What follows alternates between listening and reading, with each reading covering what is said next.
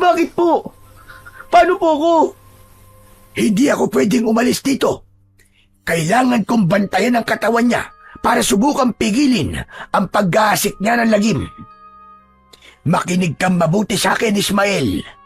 Gawin mo ang lahat para maiparating sa mga tao ang pagdating ng dilubyo. Pero tulad nga po ng sinabi ko kagabi, isa lang po akong pulubi.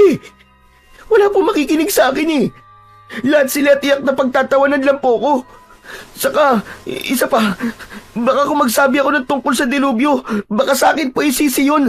Lalo na tagtingin po nila sa akin ay malas eh. Paano po sila maniniwala sa akin? Alam ko kung ano ang pakiramdam ng hindi pinaniniwalaan.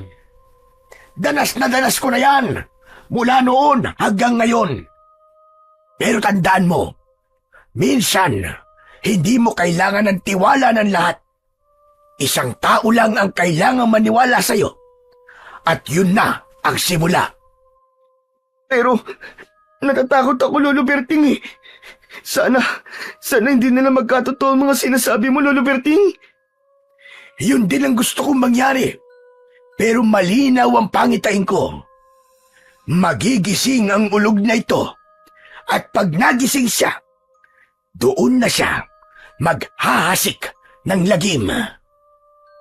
Tinignan nito si Ismael na puno ng takot at pagkalito. Bantayan mo ang gabi, iho. Pakinggan mo ang hangin. At kung may maririnig kang iyak ng sanggol, wag na wag kang lalapit. Lumayo ka kung kinakailangan. Dehado ako nito. Paano ako? Isa lang po akong palaboy eh.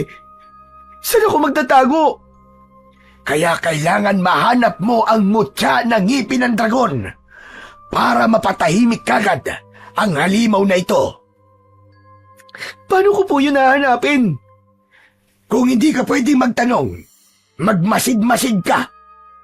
O sige na, umalis ka na habang maaga pa. Gawin mo sana ang lahat, iyo. At saka nga pala, may isang paalala pa ako. Ang ulog ay isang mapagpanggap na nilalang.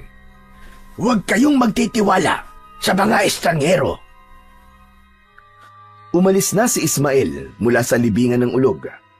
Habang naglalakad sa makitid at masukal na daan pabalik sa baryo, paulit-ulit na bumabalik sa kanyang isipan ang mga sinabi ni Lolo Berting. Natakot na siya para sa kanyang sarili. May bahagi sa kanyang isip na gustong tumakbo palayo. Iwan ang baryo. Umalis habang may oras pa.